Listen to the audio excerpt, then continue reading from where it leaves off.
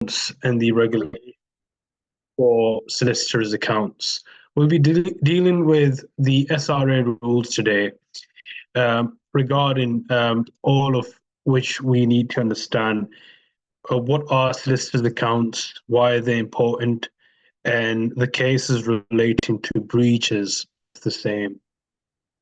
So, by way of introduction, these rules set out our requirements for these rules set out requirements of the SRA for when law firms, including sole practitioners, authorized by the SRA, receive or deal with monies belonging to clients, including trust monies held or on behalf of third parties. The rules apply to all firms the SRA regulates, including those who manage or work within such firms. So you need to understand that this is the wide scope by which the SRA regulates such people, and they will be under that scope of the SRA. What are client monies that we need to understand? Client money is money held or received by you relating to regulated services on behalf of third party in relation to regulated services as a trustee or as holder of a specific office, and in respect of your fee, right? And in respect of your fee. In circumstances where only client monies you hold or receive fall within Rule 2.1D, which is in respect of your fee, any monies held for disbursements. So disbursements would include third-party fee, such as you're paying land registry or any other regulated government organization that you need to pay a fee to in relation to your client, that specific client's fee. Then we have, obviously, we need to understand why and when do we only need to maintain client accounts.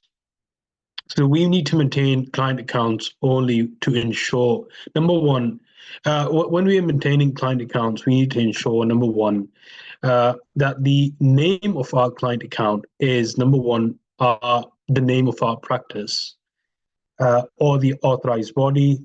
And number two, it should have a distinction between either it's a personal account or a client account. So usually what firms do is that they put their name, such as ABC Law client account.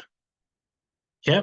So you would normally have a name of the payee account name would be ABC Law client account.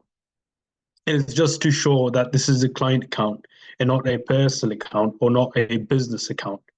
That needs to be different, because you need to understand that the law firm itself is a person. It's a legal body that needs to be regulated. Yeah. So hopefully this will make sense in a bit, that I'm just trying to make a structure for you on how to basically go about client accounts and client monies and solicitors accounts and all of that. Again, if you have any questions, you can drop that in the chat box and I'll answer them for you. When must you not use client account? You must not use a client account or third parties or payment into or transfer when you're basically providing a banking facility to a client. So your client account should not be used as a banking facility, and we'll deal with those certain cases of the Solicitors Disciplinary Tribunal, the SDT, on how does that deal, on how does it look into such matters, and what are the repercussions for it. With regards to when you are holding client money, or some or all of that money will be used to pay your costs. So you can, client money must be kept separate. That's number one. That needs to be understood. As I said, the business account should be separate. The client account should be separate.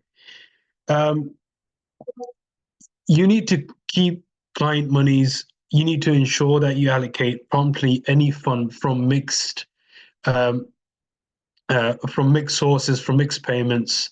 I mean, if they're different bank accounts and you're dealing with one matter of the client and the client sending you monies from different accounts, that's fine in some cases.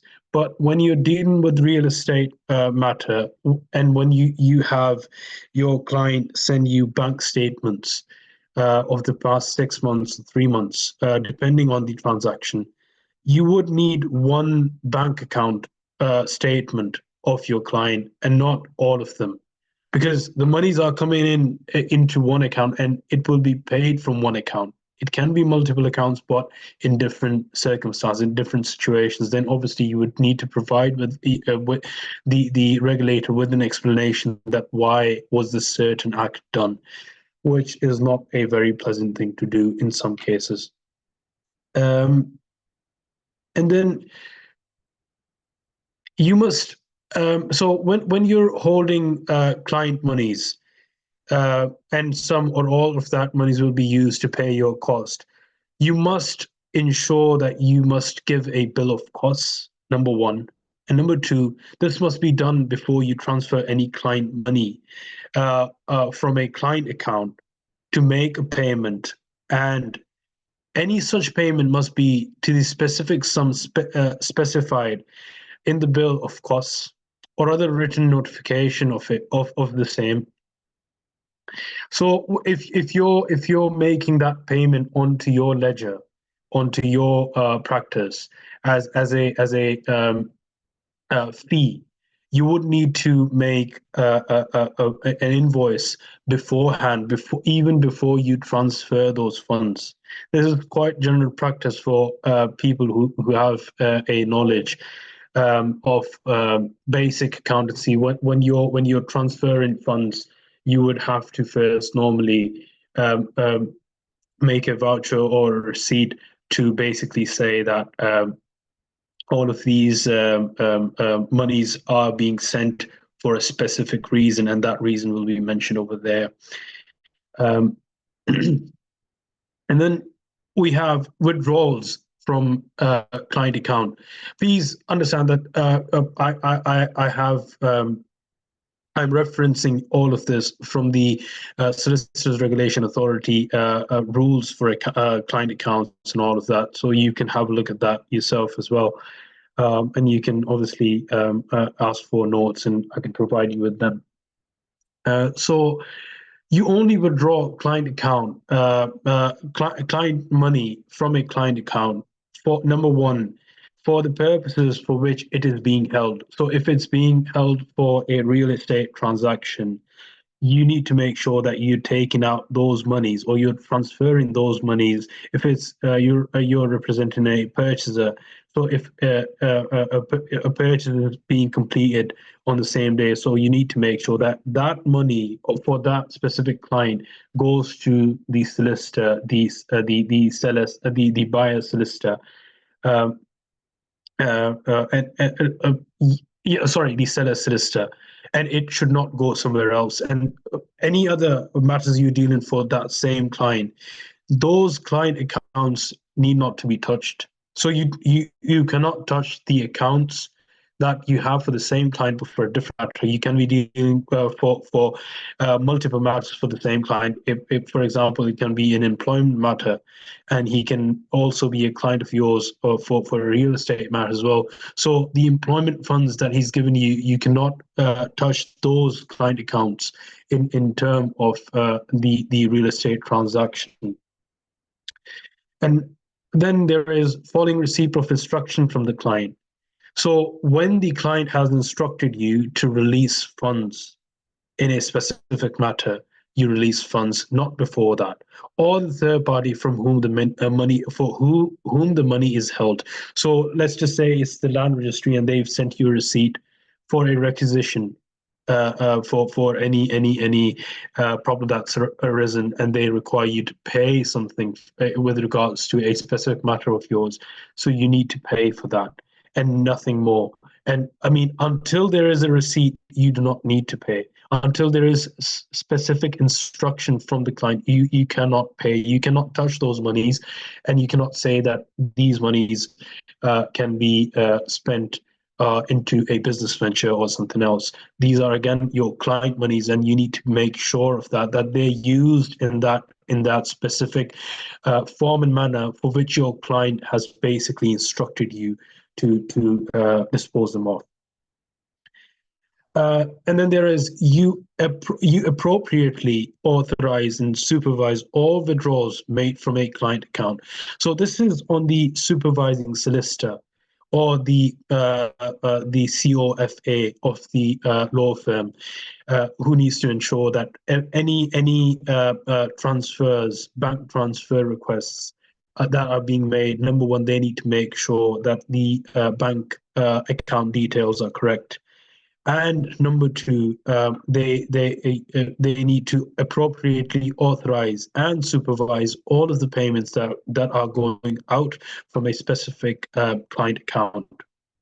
And then we have obviously duty to correct breaches upon discovery. So as I said, the COFA or the partner supervising all of these transactions would need to understand or would need to have a protocol in place just to ensure that correct client monies are being sent to correct client are being sent to correct accounts, bank accounts for a specific transaction of the client. And that needs to be ensured. And then they need to ensure that there are no breaches, as there is a duty of care for that specific partner or that COFA. They need to correct any breaches arising from these rules promptly upon discovery.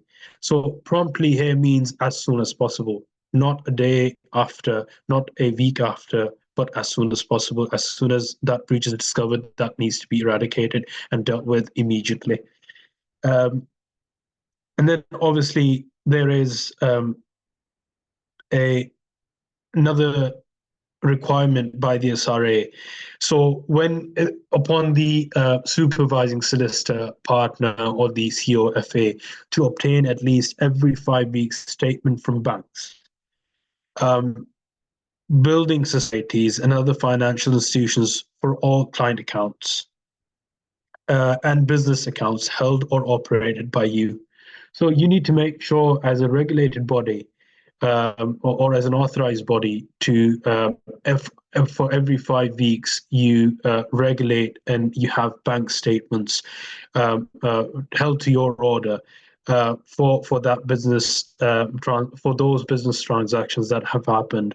If there are no business transactions, obviously, then holding bank account statements would be useful, but would not be necessary because nothing's happening in that bank statement. There is no activity of funds within those specific bank accounts, the specific client bank accounts. And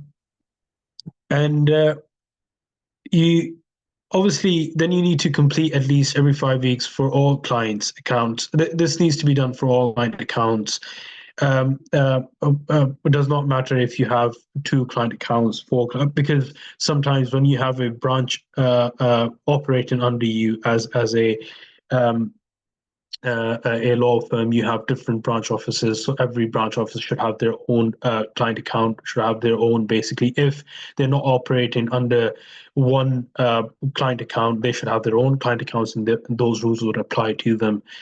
And they need to be readily accessible at central record of all bills and other written notifications, of course. So when and if your records are called upon by the SRA or any financial regulated body or a regulator, you need to have all of your account records available to them ASAP. And that goes without saying that if the regulator decides to pay you a visit, then you should have all of those on record with you anyway. Then we have part four of the rules: accountants, reports, and storage and retention of accounting. This is very interesting for anyone who's basically who's dealt with COFAs, or who's been an accounting supervisor at a law firm. I mean, if you have at any time during an accounting period held or received client money, or operated to a joint account or a client account as signatory, you must. So this is a requirement on you to obtain an accountant's report for that accounting period and deliver it to the SRA within 6 months of the end of the accounting period. So this is now a regulation and a requirement of the regulator, the SRA, that any authorized body must have the bank statements, and they need to be sent of the 6 months, the accounting period, within 6 months, which should be sent within 6 months of the end of that period to the SRA. And then obviously you need to make sure that this is done promptly. So as soon as the time's over, you need to make sure that this is done ASAP again. And then there is storage and retention of accounting records. You must store all accounting records securely and retain these for at least 6 years. So this is again a requirement on you. You must do that as a regulated body by the SRA. You need to make sure that you retain all client account bank statements and every single activity that's happened within any account that you regulate as a law firm or as a sole practitioner or as any authorized body. You need to securely retain these for at least 6 months. Now, that is the regulation that revolves around the entire client accounts and the solicitor's accounts. Now, let's look at some cases that arise from these issues and the laws that we've just talked about. So the number one case is the Patel versus SRA of 2012. Now, this case was a landmark case, and the High Court upheld a solicitor's disciplinary tribunal decision to fine a solicitor a fine of £7,500 for using his client account as a banking facility. So this was basically a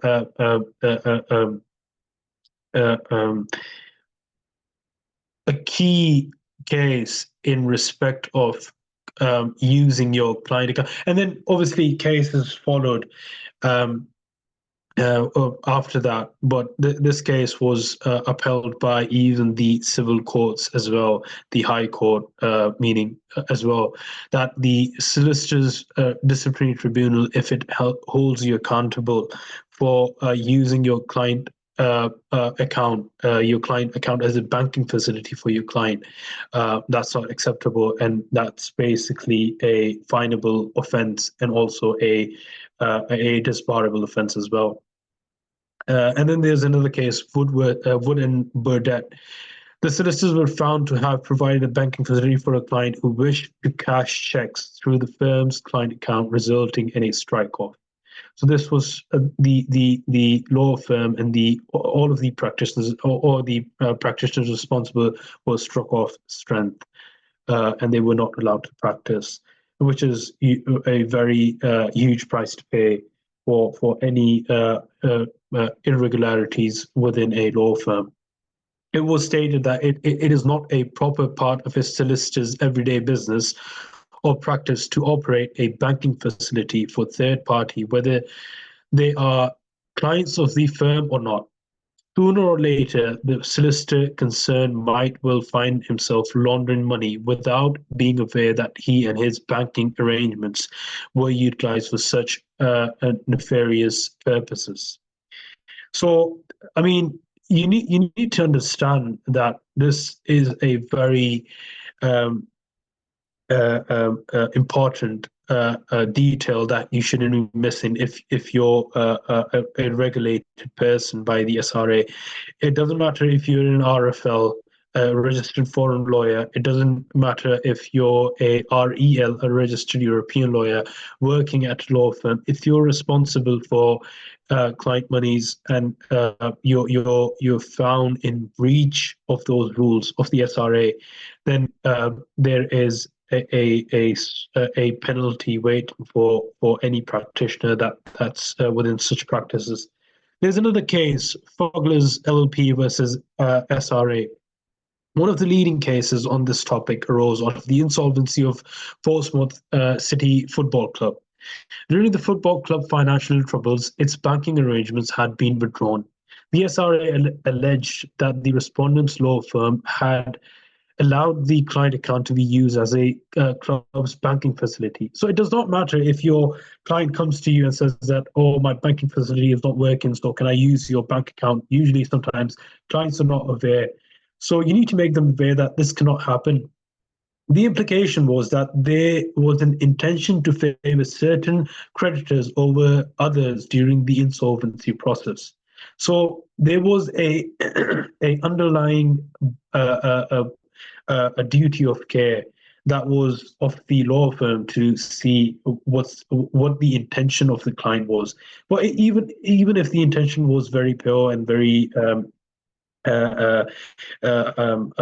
uncriminal like, it is not common sense to use your business account or sorry, your client account as a banking facility for any party, for any client or any third party, because it can cause substantial breaches with regards to your obligations to the SRA. The regulator relied on the 1998 Solicitors Accounts rules, in which a note to Rule 15 read, "It is not a proper part of the solicitor's everyday business or practice to operate a banking facility for third parties, whether they are clients of the firm or not." So, as I said, it does not matter if your client's intentions were good or if they weren't any underlying criminal intentions or anything like that. You cannot use them as such. Along with the 2007 Solicitors Code of Conduct, which stated, the business of a recognized body may consist only of the provisions of professional services of sort provided by individuals practicing as solicitors. On appeal, the court agreed with the tribunal that members of the public would take a dim view of a regulated firm using its client's account to deprive creditors, and this would damage trust and confidence in the profession. As I said, this is a very highly regulated profession of law, and you need to understand that any small breach even can cost you your license or can impose a fine on you. By the way, talking about fines, the firm and two of its partners were fined over £75,000 between them. So it's a very huge liability to take on your head, and it's always better, it's always a best practice to have a solicitor's account, number one, regulated. Any money's coming in, any money's coming out, that should be entirely regulated. Number two, you shouldn't be using that as a banking facility. And number three, it goes without saying that you should have an independent COFA or a financial accountant at your law firm who deals with all of that, or a supervising solicitor who deals with these matters promptly and independently, and who's not a partner at another department of the same law firm, because that can get a bit hectic and confusing. So I think that's about it for the this session. I hope you all had had something to learn from this. for your obligations as a solicitor or a aspiring solicitor or as a COFA or as an aspiring COFA. So if you have any questions, please let me know. You can always type in questions in the chat box.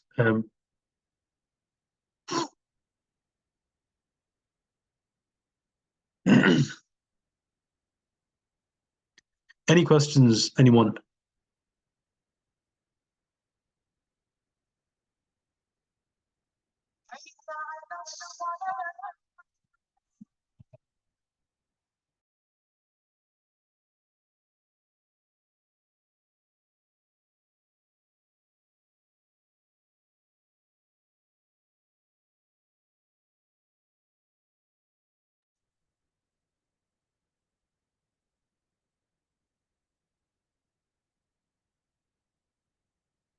So yes, as a law firm, you're liable because that independent accountant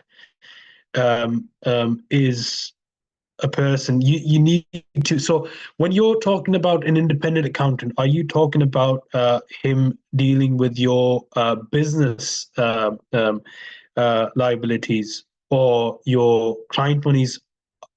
Are you talking about client monies or business liabilities or your business funds coming in? And oh, okay, client monies. Okay, so when you're talking about client monies, that independent. So number one, he cannot be an independent accountant. He needs to be a employee of the law firm.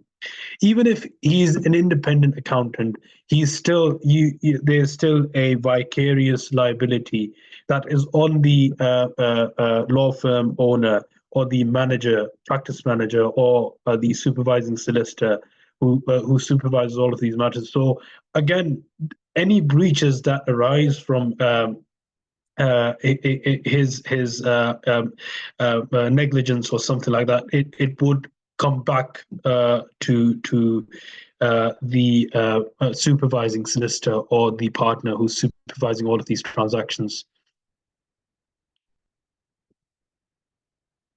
I hope that answers your question.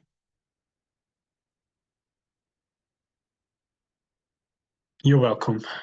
Any other questions?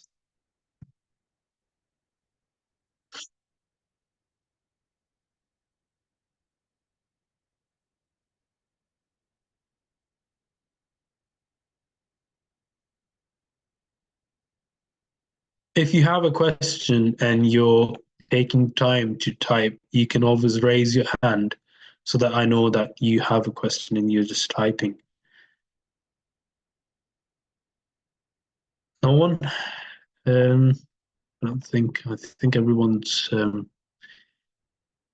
happy with today's lecture. That's good. Um, okay then. I think if there are no further questions, anyway, if you have any further questions, you can always uh,